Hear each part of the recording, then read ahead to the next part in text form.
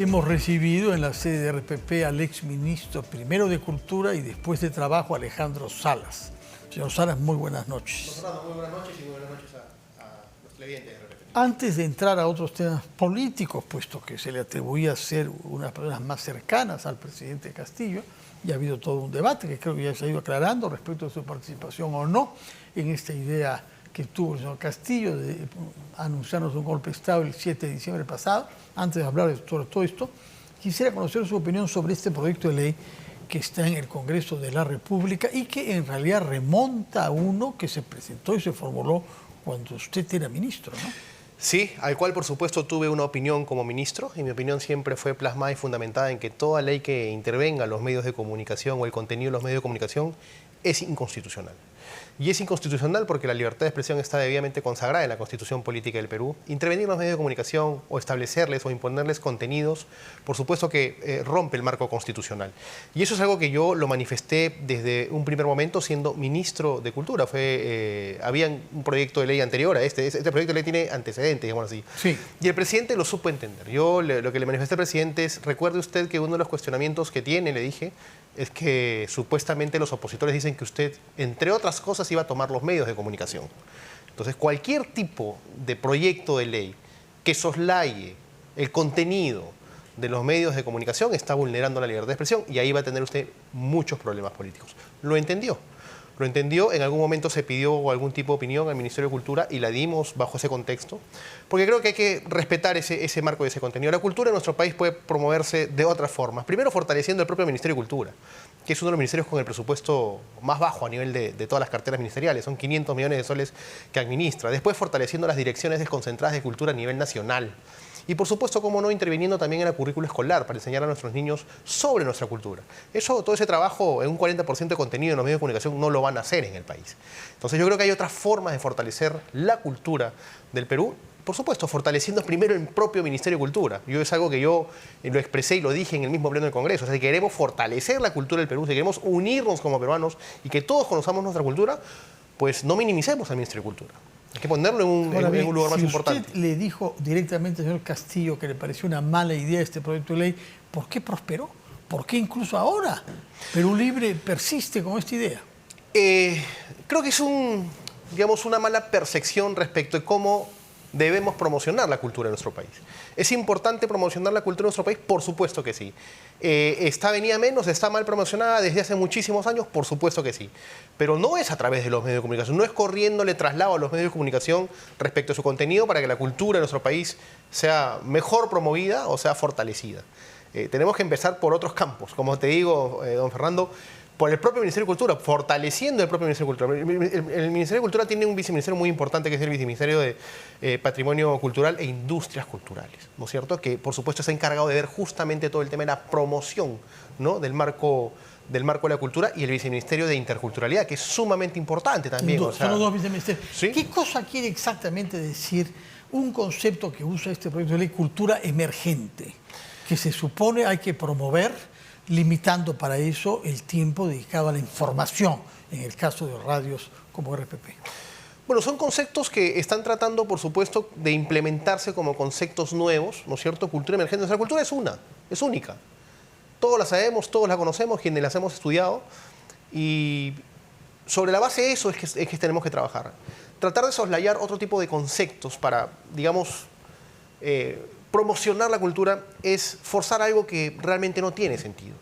O sea, lo que tiene sentido y el real sentido es que debemos darle mayor importancia al campo cultural respecto al lado gubernamental, no desde el lado de intervenir con el privado, en este caso con los medios de comunicación, poniendo conceptos como cultura emergente para decir debemos, digamos, promocionar la cultura de esta manera. Así que yo creo que no creo que prospere, no creo que en el Pleno esto, digamos, se vote. No creo que este proyecto de ley de una u otra manera... Pero ha tenido apoyo no solamente de las bancadas que vienen de Perú Libre, sino también hemos visto de Avanza País, incluso Renovación Popular. Habría que preguntarles el por qué están apoyando. De pronto tienen alguna mala percepción respecto del contenido. La intención es buena, o sea, promocionar la cultura de nuestro país, por supuesto que es absolutamente... ¿Será la intención de verdad? Usted... Ojalá, no es un poco inocente. Ojalá. No, fíjate, don Fernando, y yo te pongo solamente un ejemplo. Imagínate que ahorita estuviéramos debatiendo esto con el anterior gobierno. ya se estaría justamente hablando de lo que te estoy manifestando, que es el inicio de tomar los medios de comunicación.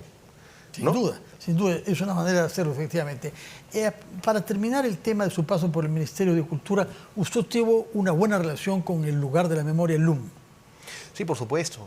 Bajo su mandato no se hubiese cerrado, no hubiese usted simpatizado con que se clausure como No, ha sido hecho. porque hay que estudiarlo bien, hay que leer bien el contenido. O sea, tenemos pues una comisión de la verdad que estableció determinados parámetros y el Museo de la Memoria no solamente reconoce, digamos, a las víctimas civiles, ¿no es cierto?, de lo que fue la nefasta época del terrorismo de nuestro país, sino también a los militares, sino también a los policías, ¿no? Entonces hay que leer el verdadero contexto y contenido de lo que es el Museo de la Memoria. Yo creo que tenemos que ir cerrando heridas en nuestro país, y una de ellas es conociendo y reconociendo nuestra historia, pero sobre todo conociéndola para no volverla a repetir nunca más.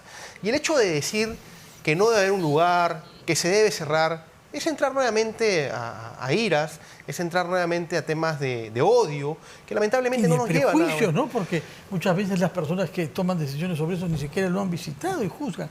Ahora, permítame hablar sobre otro aspecto de su carrera bajo Pedro Castillo, que es la de ministro de Trabajo. Sí. Estuvo poco tiempo usted y asumió ese ministerio días después de que su predecesora, Betsy Chávez, hiciera aprobar un decreto sobre la no tercerización laboral.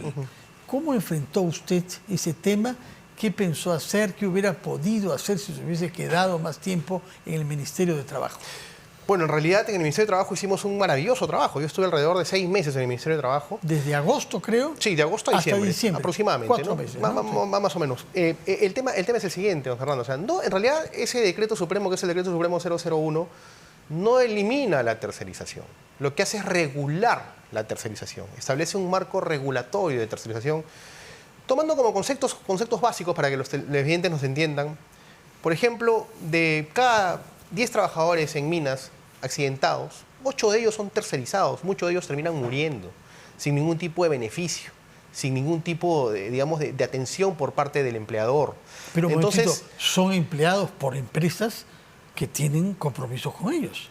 No son empleados de la empresa minera, pero sí de otras contratadas. Empleados de lo que fuese, don Fernando, finalmente sí, no pueden terminar, digamos, con un campo, digamos, laboral involucrado en la tercerización, donde al final no tienen ningún tipo de beneficio. Pero tercerización no quiere decir que no tenga beneficios. Tiene beneficios, pero es que tiene por derecho eso, frente a la empresa que los contrata. Pero es que por eso está desnaturalizado. Lo que hace este decreto supremo, lo que hacía este decreto supremo, que hoy está absolutamente judicializado y que fue un campo de discusión con el sector privado para que el Consejo Nacional del Trabajo sobre todo no se reúna.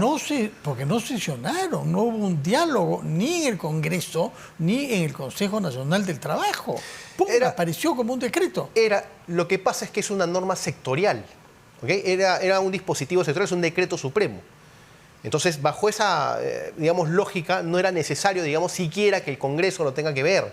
Bueno, entonces, pero si que frente a un tema tan importante como eso no hace falta discutirlo en el Congreso, nuestra democracia es un poquito rara. Lo que pasa es que cuando se quiso discutir el tema hubo resistencia, resistencia a la discusión. Pero esa es la democracia. Es democracia. Pero no, la democracia es sentarnos a discutirlo. Sí, bueno, pero hubo resistencia, no se quiso discutir. Hay que convencer, pues hay que convencer. No se quiso discutir. Entonces yo me encontré... Lo otro nos lleva al golpe de Estado. Ya hablaremos de eso. Yo me encontré ya con el decreto supremo elaborado, establecido, sí, y por supuesto la clase trabajadora del país lo tomaba pues a satisfacción, lo tomaba bien. O sea, era algo que se estaba regulando.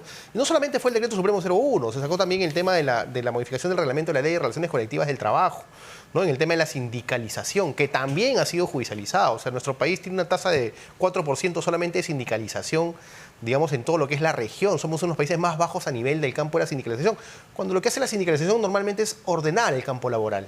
Sin embargo, estamos aspirando, don Fernando, a ser un país que quiere ingresar al OCDE, y nuestro campo laboral está bien venido menos. Tenemos que mejorarlo, y más bien que este decreto supremo sirva como un marco de discusión y un punto de inicio y un nuevo punto de partida para poder discutirlo dentro de un campo democrático, por supuesto. Pero no podemos dejarlo como estaba. La Ley de Relaciones Colectivas de Trabajo, que establece el tema de la sindicalización, fue una norma que se dio sin Congreso de la República. Se dio cuando el gobierno Fujimori cierra el Congreso, ellos sacan la Ley de Relaciones Colectivas de Trabajo. No se había modificado hasta que, bueno, el gobierno anterior decidió, digamos, hacer determinadas modificaciones para poder facilitar el tema de la sindicalización. Y es un tema muy importante que toca porque, bueno, el lunes es el Día del Trabajador. Así es. Y creo que sí es un punto que nuestro país esté en deuda con los trabajadores del país. Por lo menos el campo gubernamental. El Estado, a través de los diversos gobiernos, tiene una deuda muy grande con los trabajadores del país para poder regularizar todos aquellos campos normativos que les den dignidad en su trabajo. De acuerdo. Hablemos entonces sobre política, es decir, poder. Y quisiera preguntarle, al término de 4 meses y medio de los hechos del 7 de diciembre, ¿cómo evalúa usted las cosas ahora, con más serenidad? Hemos hablado en otra oportunidad, pero estaba demasiado fresco el tema. Y esta semana hemos visto al presidente de la República de la época, entre tanto cesado en su función, el señor Pedro Castillo, sostener que él sigue siendo presidente. ¿Qué le está pasando a Pedro Castillo? ¿De verdad cree eso? ¿No ha entendido lo que ha pasado? ¿No asume nada de lo que ha hecho? Él está tomando una postura política, está tomando un mensaje político, ¿no es cierto? Él no está hablando, creo yo, dentro de un campo de la realidad. La realidad, lo que nos dice hoy en día es que el Congreso lo destituyó por dar un mensaje que era absolutamente antidemocrático, y quien te habla como primer ministro en renunciar ante ese mensaje y que le dije que lo que estaba leyendo era un delito, tengo la capacidad, digamos, la autoridad moral de poder manifestarte que sí está equivocado, ¿no? Pero él lo que está hablando y lo que está manifestando seguramente en las audiencias cuando se le da el campo para poder hablar son mensajes netamente políticos, ¿no? Que van y salen dentro del marco de la realidad. O sea, pero es primera vez que de una manera tan explícita dice que él sigue siendo presidente. Creo que ya lo había dicho en algún momento determinado. Es más, hay mensajes de algunos presidentes, digamos, de la región que también manifiestan y lo reconocen a él como presidente de la República. Y creo que esos mensajes finalmente no ayudan porque vivimos un campo de la realidad, de la propia realidad nacional, que nos dice pues que él solo se retiró del cargo. Finalmente nadie lo sacó. A mí me hubiese gustado, en todo caso, poder dar batalla hasta el final en el Congreso de la República y que el Congreso de la República termine vacándolo y termine consumando lo que era siempre su intención, el desestabilizar la democracia del país. No dejó que eso sea así, hubiese sido mejor que pierda en la cancha, ¿no? Y finalmente él terminó perdiendo solo, leyendo un mensaje pues absolutamente, digamos, inconsulto ante quienes le hablábamos siempre de democracia, ¿no? ¿Piensa ir a visitarlo usted? Yo ahorita no puedo visitarlo, Fernando, por un tema de campo de conducta procedimental. Yo he sido testigo ante el Ministerio Público sobre los hechos, he declarado, y un testigo no puede tener como de comunicación con alguien que está investigado, o en este caso ya, digamos, investigado en prisión. Yo el presidente ha sido mi amigo, es mi amigo. El hecho de que una persona cometa un error en su vida, ¿es un error vinculado a un delito, ¿no es cierto? No deja de ser un ser humano. A Pedro Castillo era una persona que necesitaba muchísima ayuda, muchísimo consejo. ¿Por qué necesitaba muchísima ayuda? Porque necesitaba mucha ayuda. No estaba, digamos, en la capacidad de poder tomar determinaciones absolutamente solo. Él necesitaba mucho ¿Por qué no? Por diversos campos, ¿no? Por un campo de conocimiento de la administración gubernamental, por un campo de conocimiento del marco constitucional, por un campo de conocimiento del manejo del desarrollo propio del país. Necesitaba el apoyo de muchos, digamos, profesionales que puedan estar a su costado y que él quiere escuchar, ¿no? Entonces, yo siento que de una u otra manera la situación que hoy en día él viene atravesando es justamente por el campo de un mal consejo que puede haber tenido, no sé de quién, pero lo ha tenido, que lo leyó, que pidió que se le redactara un mensaje o le entregara un mensaje redactado y mira dónde lo terminaron dejando, lamentablemente, ¿no? En una prisión. Si es que pudiese conversar con él, que nos dice que por razones jurídicas no es el caso por ahora, ¿qué le diría a usted? Yo estoy seguro, Fernando, que yo podría estar en la posibilidad de conversar con él, porque él hablaba, conmigo hablaba con sinceridad. Tanto así que el día que él lee el mensaje no me deja entrar al despacho presidencial. Él dice que Salas no entre, Salas después. Porque sabía cuál iba a ser mi posición, sabía cuál iba a ser mi postura. Yo iba a exigir que me den el texto de lo que iba a leer, seguramente él. Y al ver lo que iba a leer, por supuesto que o rompía el mensaje o le decía, ¿qué estás haciendo?, ¿no? Y lo iba a reclamar y se iba a armar seguramente un alboroto en pleno despacho presidencial. No me dejó entrar, finalmente la historia fue otra. Pero lo que yo le preguntaría es, ¿por qué? ¿Y quién te dijo que lo hagas? Y estoy seguro que me lo diría. De acuerdo. Y sin contar con sus respuestas por ahora, ¿cuáles son sus respuestas a esas dos preguntas? ¿Por qué hizo eso? Por un mal consejo político, seguramente por un hecho vinculado, cuando yo lo increpo y le digo, lo que has leído es un delito, él me da una respuesta y me dice, no tenía los votos. O sea, alguien lo convenció que a las 3 de la tarde en el Congreso de la República lo iban a vacar. Para que él diga yo no tengo los votos, es porque alguien lo ha convencido sobre eso. Y obviamente ha entrado seguramente en un estado de desesperación, qué sé yo. ¿Y si alguien tiene que ser de Perú Libre o de alguna otra institución del Estado? No lo sé, don Fernando. A mí me gustaría saber la verdad. Yo de pronto podría prejuzgar o ser un poco ligero en tratar de mencionar algo, pero yo sí estoy convencido por la respuesta que obtuve de él, es que a él lo convencieron que en el Congreso le iban a vacar. Y antes de que lo vaquen, pues decía Y en leer sus eso, momentos ¿no? de insomnio, ¿no se le ha pasado por la mente el pensamiento malicioso de que haya podido querer hacer esto para protegerse de las acusaciones por corrupción? Sería torpe y tonto ello, porque él siendo presidente de la República, ¿no es cierto? Si bien es cierto, existía la prerrogativa de que siga investigado, tenía un mandato constitucional hasta el 2026, con el cual él podía seguir, digamos, gobernando y seguramente haciendo que la verdad vaya abriéndose paso, porque él proclamaba en muchos campos, cuando conversaba con nosotros en el Consejo de Ministros, inocencia, ¿no es cierto? Entonces, liberarse en ese momento de los temas de corrupción, tomando el país, rompiendo las instituciones y militarizándolo. Hemos visto que ha sucedido en el pasado. Sí, pero bueno, igual terminas preso no al día siguiente, ¿Cuál cree sino usted que ha sido el rol de posteriores. Betsy Chávez ese día nefasto? El no haber... Ella manifiesta que no tenía conocimiento del mensaje que él iba a dar. Ella era la premier. O sea, tú no puedes permitir que un presidente lea algo sin saber qué es lo que vas a leer, ¿no? Entonces yo creo que debió pedir ese mensaje. Si manifiesta que no tenía conocimiento, por lo menos debió pedir ese mensaje para leer su contenido, para ver aunque sea qué aportes podían hacerse, tomando bajo un campo de buena fe que era un contenido democrático, ¿no? Terminemos por el tema por el que comenzamos, que es el Ministerio de Cultura, que usted fue responsable de él. ¿Qué piensa sobre su sucesora actual y la actitud que ha tenido frente a esta ley sobre prensa?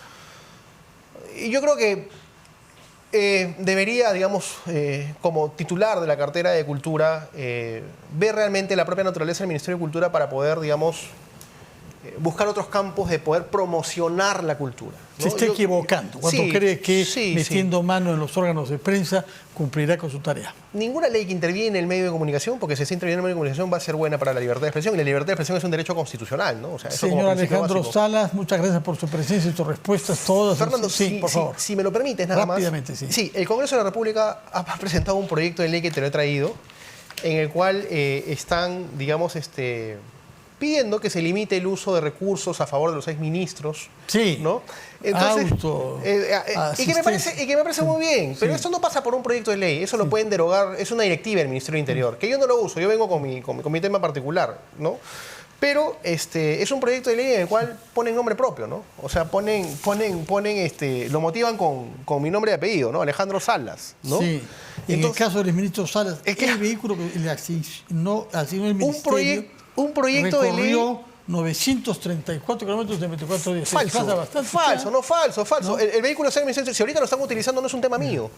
No es un tema mío. ¿Dónde está? ¿Pero quién lo puede utilizar si se le atribuye a usted? Bueno, de pronto el Ministerio de Trabajo dispone de determinadas comisiones, pero un proyecto de ley no puede tener contenido, no se puede tener nombre propio. Llama Fernando. la atención, pero prepárese para ese tipo de cosas en este país donde pasan muchas cosas así. Terrible. Señor Salas, muchas gracias por su presencia, que tenga un feliz fin de semana, sobre todo un buen día del trabajo. Usted ha tenido la amabilidad de recordar.